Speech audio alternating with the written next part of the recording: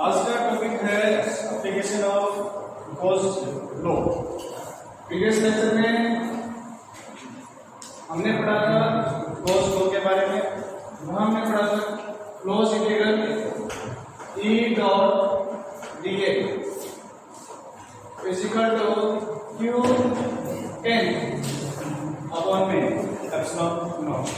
यानी जो previous lecture में हमने इसके गॉस लॉ के बारे में पढ़ा था, वहां से मैथमेटिकल जो हमारे पास वैल्यू आई थी गॉस लॉ की, वो किसके इक्वल है? Closed integral E dot dA is equal to QA upon में एप्सिलॉन नॉट। यहाँ Q इनका मीनिंग है कि क्लोज सरफेस के अंदर कितना चार्ज इनक्लोज्ड है। यानी जो भी बात होगी क्लोज सरफेस के अंदर जो चार्ज प्रेजेंट होगा हम उसको कंसीडर करेंगे। बट जो इलेक्ट्रिक फील्ड है, electric field outside the close surface जो चार्जेस प्रेजेंट हैं उसकी वजह से भी होगी, और जो चार्जेस क्लोज सरफेस के अंदर प्रेजेंट हैं उसकी वजह से भी होगी। इलेक्ट्रिक फील्ड तो होगी दोनों की वजह से। फॉर एग्जांपल एक स्फीयर है, इस स्फीयर में सपोज हमारे पास Q1 है, Q2 है, Q3 है, Q4 आउटसाइड द स्फीयर है, Q5 आउटसाइड द स्फीयर है। अब जो इलेक्ट्रिक फील्ड होगी वो इलेक्ट्रिक फील्ड इन सब की वजह से होगी।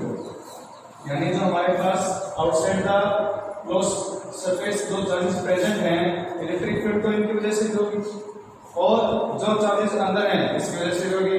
बट जो फ्लक्स है वो फ्लक्स किसकी वजह से होगा? जो चार्ज अनक्लोज नहीं है। यानी हमने क्या लिया? क्लोज इंटीग्रल इंटीग्रेशन के ऊपर हमने ये सर्कल बनाया है। इस सर्कल का मीनिंग यही है कि हमारे पास जो सरफेस है वो किसकी बात हो रही है? क्लोज सरफेस की बात हो रही है। अब इसमें क्या हो जाए? क्यू नेट की बात होगी, क्यू इनसाइड कौन से हैं? Q1 plus Q2 plus Q3। इसको क्या कर दूंगा मैं? एप्सिलॉन नॉट से डिवाइड कर दूंगा, तो यहां से क्या हो जाएगा? फ्लक्स की वैल्यू हो जाएगी। और गॉस लॉ वो यूज करते हैं हम to find out electric field. Electric field को फाइंड आउट करने के लिए हम यूज करते हैं गॉस लॉ। कुछ एप्लीकेशंस हैं। सबसे पहले हमें गिवन है लाइन चार्ज। सबसे पहले हमें गिवन है लाइन चार्ज। और लाइन चार्ज है तो सारा का सारा चार्ज इस लाइन के ऊपर डिस्ट्रीब्यूट होगा। सारा चार्ज कहाँ होगा? इस लाइन के ऊपर डिस्ट्रीब्यूट होगा। देखिए से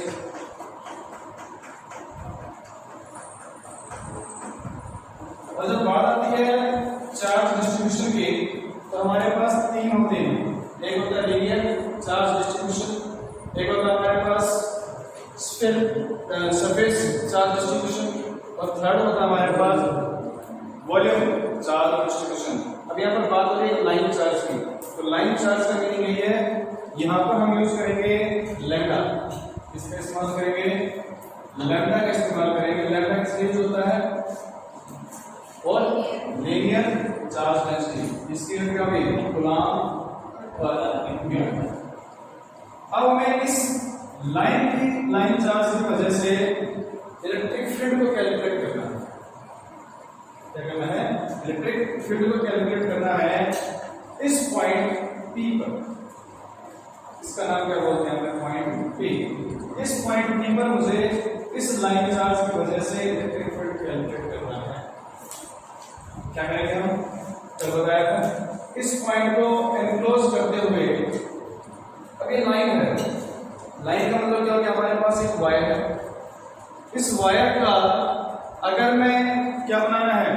अब सबसे पहले बात होगी जिस पॉइंट पर हमें इलेक्ट्रिक फील्ड निकालना है उस पॉइंट को एनक्लोज करते हुए मुझे एक पॉजिटिव सरफेस बनाना है। यानी सबसे पहले दिमाग में कहना चाहिए कि जहां इलेक्ट्रिक फील्ड निकालनी है उस पॉइंट को एनक्लोज करते हुए मुझे एक पॉजिटिव सरफेस ड्रॉ करना पड़ेगा। तो पॉजिटिव सरफेस लाइन की बात हो रही है। लाइन का मतलब जैसे हमारे पास ट्यूबलाइट होती है, वो जो हमारे पास लाइट जो देती है वो किस फॉर्म में? वो एक लाइन की फॉर्म में। अब उस केस में जो हमारे पास पॉजिटिव सरफेस बनेगा इस लाइन को लेकर के, वो कैसे होना चाहिए? सिमेट्रिकल होना चाहिए। तो सिमेट्रिकल कैसे होगा?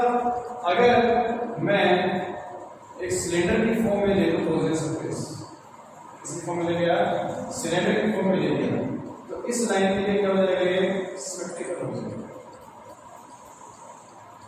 इसके लिए क्या हो गया, सिमेट्रिकल हो जाएगा,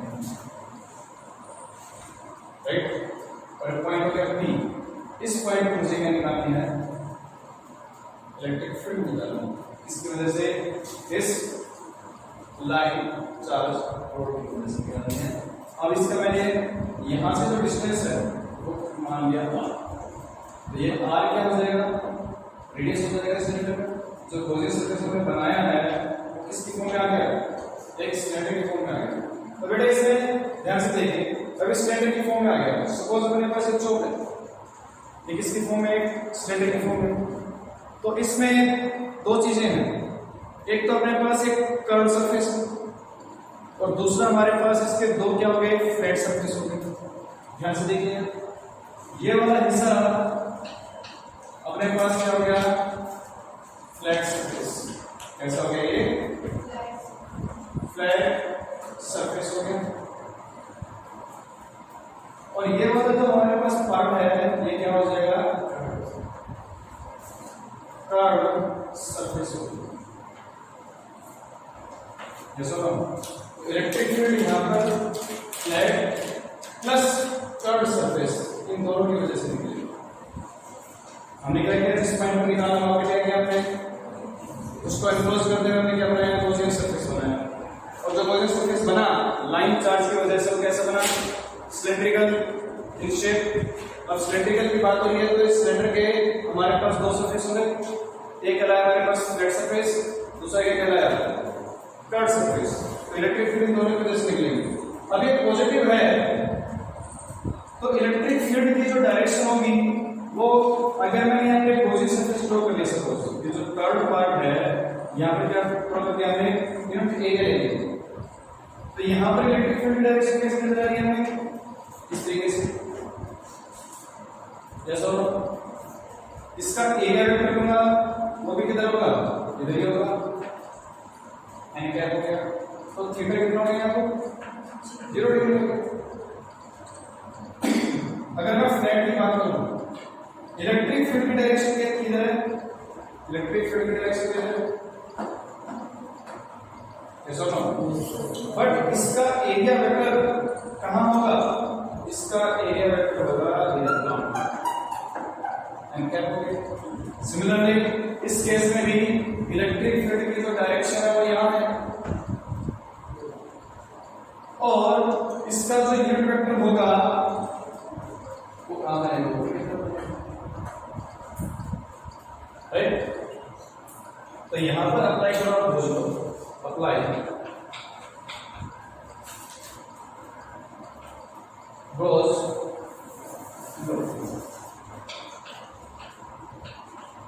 गोज लो, हमारे पास होता है closed integral a dot dA is equal to q upon में एप्सिलॉन नॉट। तो यहां पर हमारे पास सरफेस हो गए दो, यानी सरफेस कितने हो रहे हैं, यहां पर दो सरफेस हो रहे हैं, कौन कौन से, एक और हमारे पास कर्व सरफेस और दूसरा कैसा है, फ्लैट, और फ्लैट भी कितने हैं, दो। तो हमारे पास हो जाएगा यहां से close integral E dot dA, ये हो गया फ्लैट 1, इसको बोलते हैं फ्लैट 1, और ये हो गया फ्लैट 2। तो प्लस में क्या हो जाएगा, close integral E dot dA, यहां पर हमारे पास flat 2 plus close integral E dot dA, ये कैसा हो गया, कर्व हो गया। और यहां पर क्या लिखूंगा मैं, यहां पर लिखूंगा QA अपॉन में एप्सिलॉन। अब फ्लैट में देखते हैं ध्यान से, इसको सॉल्व करेंगे हम, तो ये हो जाएगा अपने पास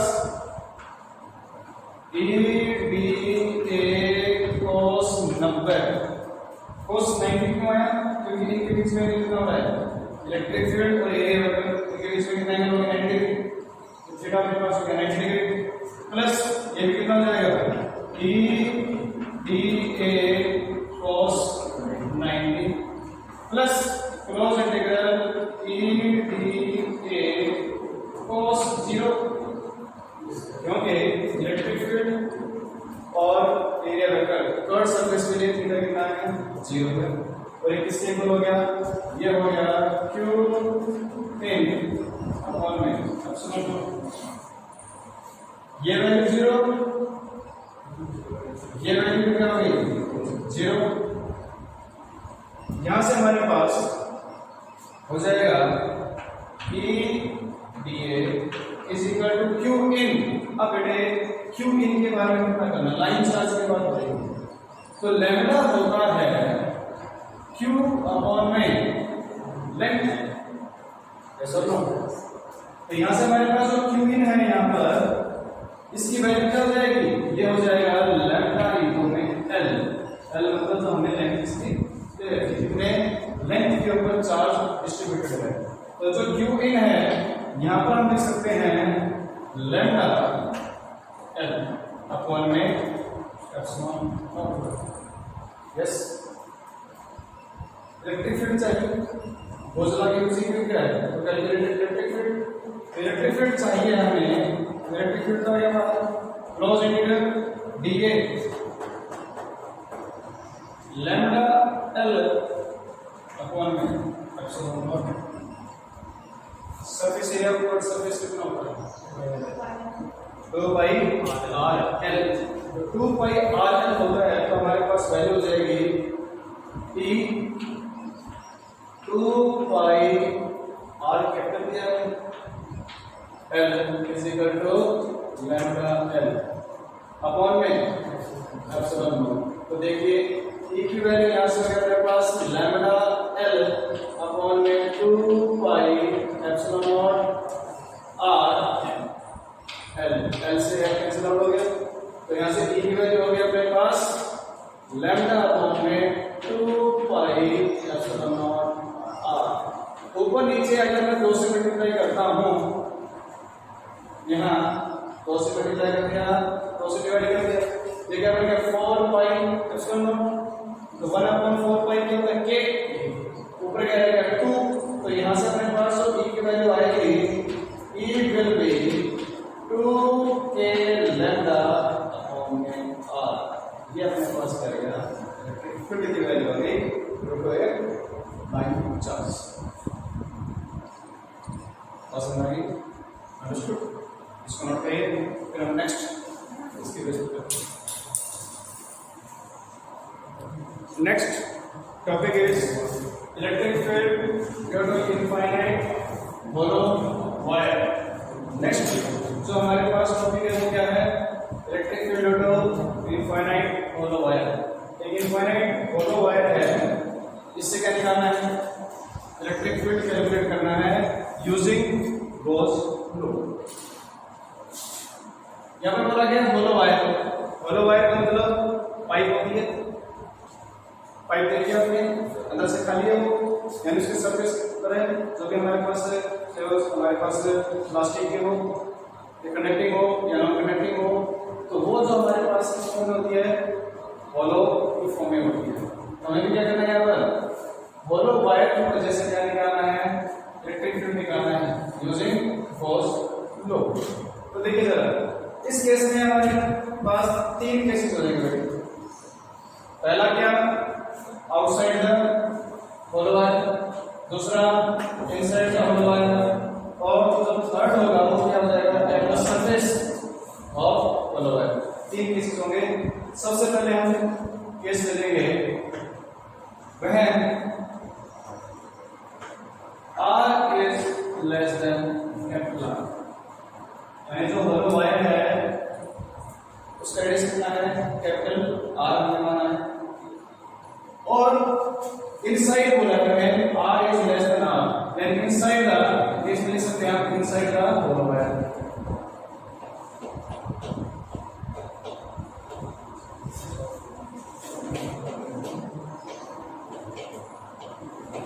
inside the hollow wire. Suppose you have a point of P. इस पॉइंट पर क्या चाहिए हमें? इलेक्ट्रिक फील्ड की वैल्यू चाहिए। तो इस पॉइंट को अप्रोच करते हुए क्या ड्रॉ करेंगे हम? गॉसियन सरफेस ड्रॉ करेंगे। ये अपने पास हो गया गॉसियन सरफेस।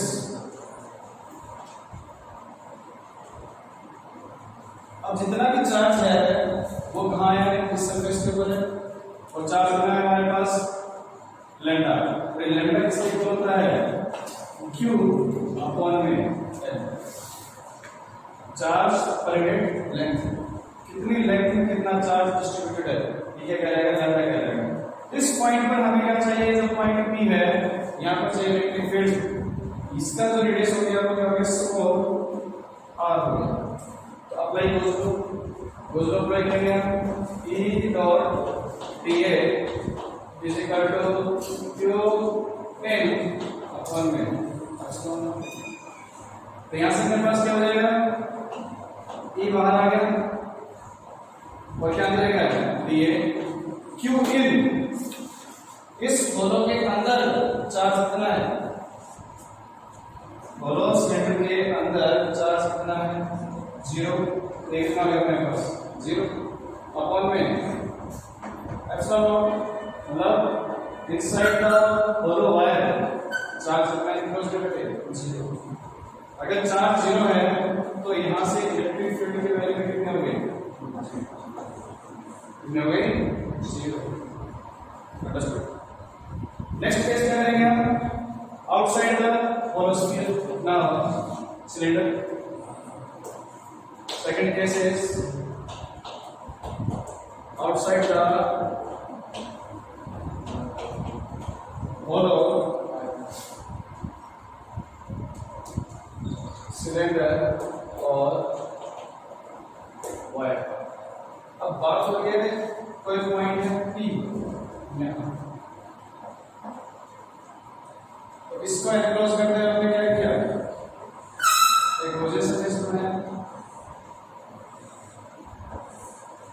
यस, इस गॉसियन सरफेस के अंदर Q in कितना है?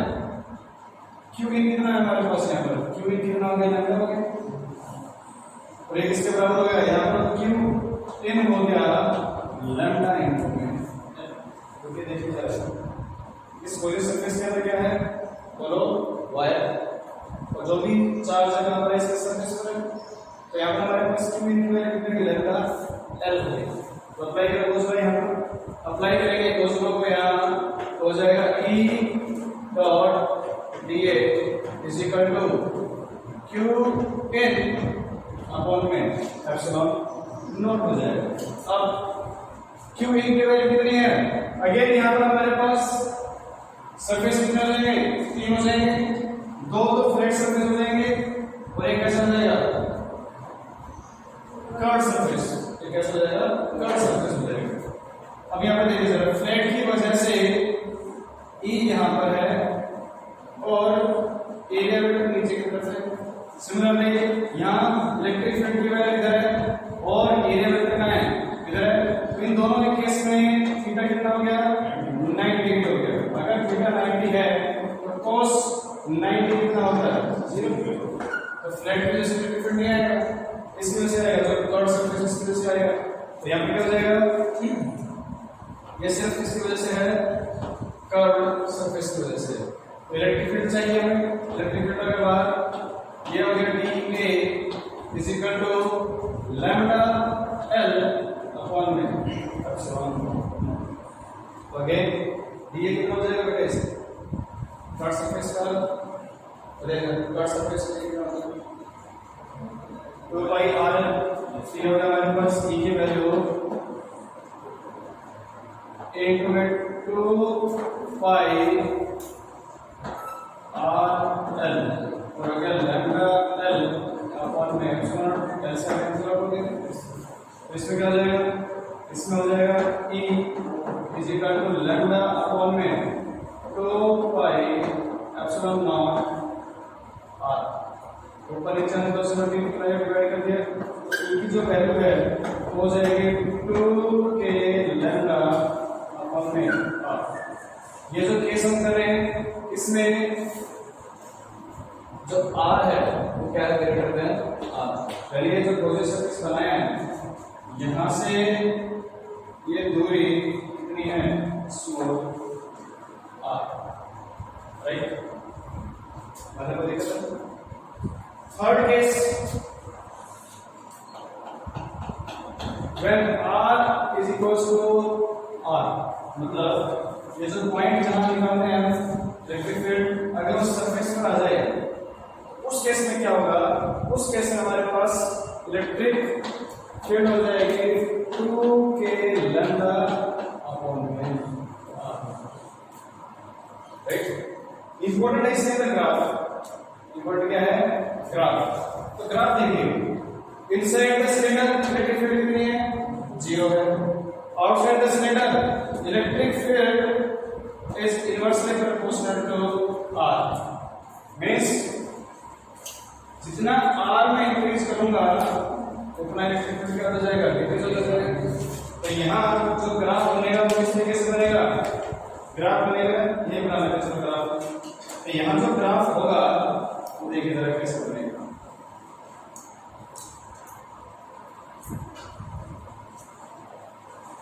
E वर्सेस R, इधर हो गया E और ये क्या हो गया R। सरफेस पर इलेक्ट्रिक फील्ड 0 है, यस और नो, यानी यहां से लेकर के सरफेस तक तो इलेक्ट्रिक फील्ड क्या हो गया 0 हो गई। उसके बाद किस तरीके से हो ऐसे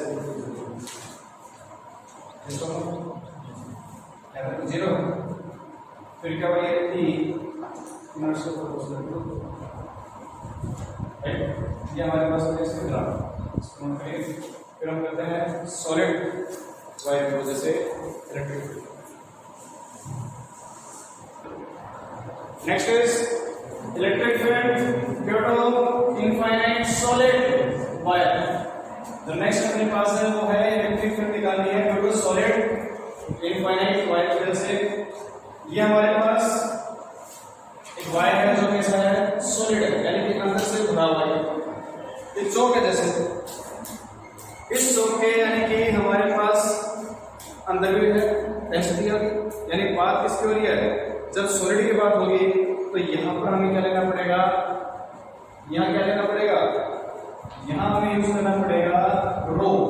रो होता है Q अपॉन में वॉल्यूम, Q अपॉन में वॉल्यूम, यानी कि जो चार्ज Q है इस वॉल्यूम के अंदर क्या है डिस्ट्रीब्यूटेड। सॉलिड की बात का मतलब क्या है कि जो चार्ज Q है इस पूरी वॉल्यूम के अंदर, यानी अगर हम चर्चा करें तो जितना भी ये चार्ज है इस पूरे के अंदर क्या हुआ है चार्ज Q इस पूरी वॉल्यूम के अंदर डिस्ट्रीब्यूटेड है। और इसका जो रेडियस है वो हमने मान रखा है कैपिटल R। तो यहां पर हमारे पास रो इसके इक्वल हो जाएगा Q अपॉन में वॉल्यूम ऑफ सिलेंडर, कितना होता है पाई R स्क्वायर इनटू में L, मतलब एरिया ऑफ सिलेंडर इनटू में लेंथ क्या हो जाएगा मेरे पास, एरिया इनटू लेंथ क्या बनता है वॉल्यूम बनता है। तो यहां से हमारे पास जो Q है वो कितना हो जाएगा रो इनटू में पाई R स्क्वायर L।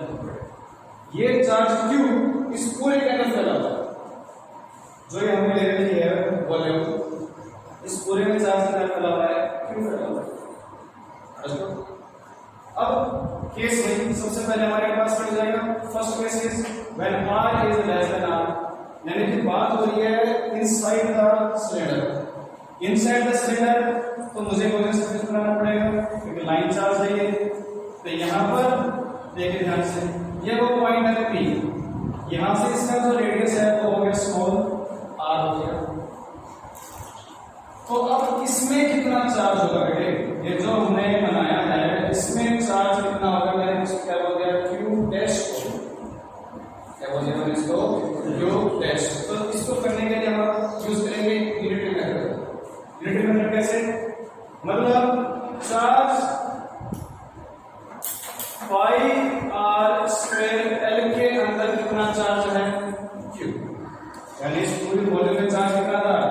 ये बताया हमने कितना है वो, यानी इस वॉल्यूम के अंदर कितना चार्ज है Q, तो यूनिट वॉल्यूम में कितना हो जाएगा Q अपॉन में पाई आर स्क्वायर।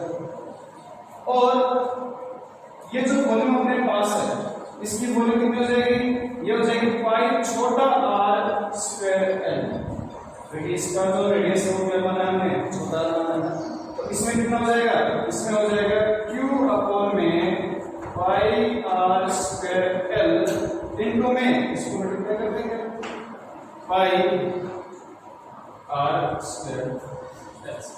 तो ये अपने पास जो Q डैश है उसकी वैल्यू अपने पास ये किसकी वैल्यू आ गई, ये Q डैश की वैल्यू आई है, यानी कि ये जो Q डैश इसके अंदर जो चार्ज है पूरे में चार्ज कितना था Q, बट जिसका निकाल रहे हैं उसमें चार्ज कितना है Q डैश, और Q डैश की जो वैल्यू है उसके बराबर होगी Q अपॉन में पाई आर स्क्वायर एल।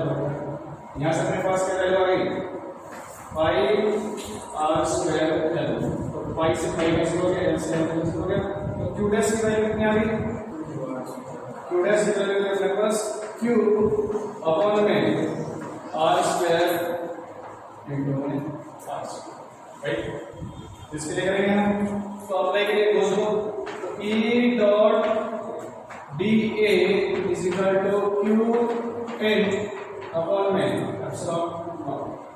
अप्लाई किया हमने दोस्तों, तो Q इन कितना है, वो है Q डैश, तो निकालना E है, तो इसमें वही बेटे फ्लैट सरफेस का कितना हो गया, 0 हो गया, तो जो निकलेगा इससे किस निकलेगा, सिर्फ और सिर्फ कर्व सरफेस पर निकलेगा।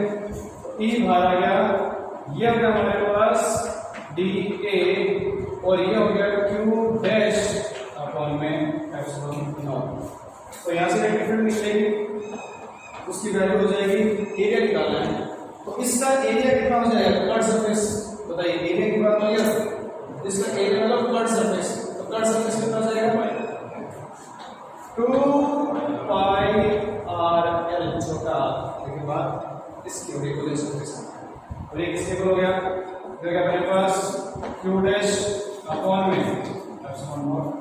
तो देखिए E की वैल्यू हो गई अपने पास, Q डैश की वैल्यू कर दिया अपन, हो जाएगा अपने पास Q आर स्क्वायर, नीचे है आर स्क्वायर और ये नीचे आ गया 2 पाई एप्सिलॉन नॉट छोटा r इनटू में क्या हो गया एल।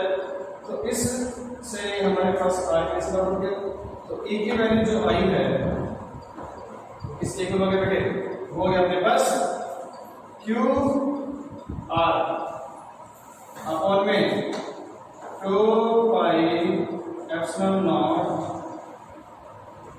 L इनटू में R, राइट। तो यहाँ देखिए जो E है वो डायरेक्टली प्रोपोर्शनल है 16, इसका प्रोपोर्शनल है 16। आप चाहो तो इस Q की वैल्यू कर सकते हो, इस Q की वैल्यू निकाल सकते, यस।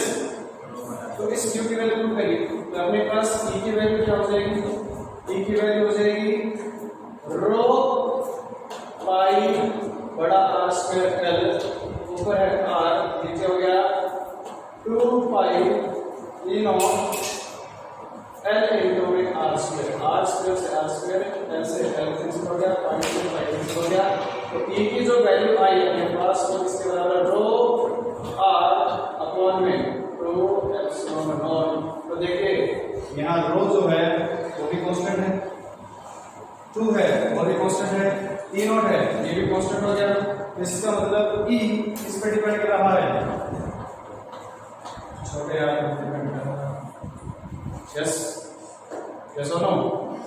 यानी इलेक्ट्रिक फील्ड क्या है, डायरेक्ट प्रोपोर्शनल टू r। कब तक रहेगा ये, जब तक ये जो छोटा r है सरफेस पे कितना हो जाए, कितना हो जाए सरफेस पे, जैसे सरफेस पे हो जाएगा तो अब चार्ज कितना हो जाएगा, ये क्यूब हो जाएगा। अभी तक चार्ज का इसके इक्विवेलेंट है, लेकिन जैसे ही ये सरफेस तक पहुंचेगा तब तक क्या हो जाएगा, हमारे पास क्यूब हो जाएगा, इस वॉल्यूम के अंदर चार्ज कितना हो गया, क्यूब। अब जो हमारे पास नेक्स्ट केस है वो क्या होता है, आउटसाइड द सिलेंडर। आउटसाइड के लिए करेंगे हम, तो देखो जरा इस पॉइंट पे निकालना सपोज P, यानी ये जो नेक्स्ट अपने पास केस है उसमें क्या हो जाएगा, when r is greater than r is greater than r outside.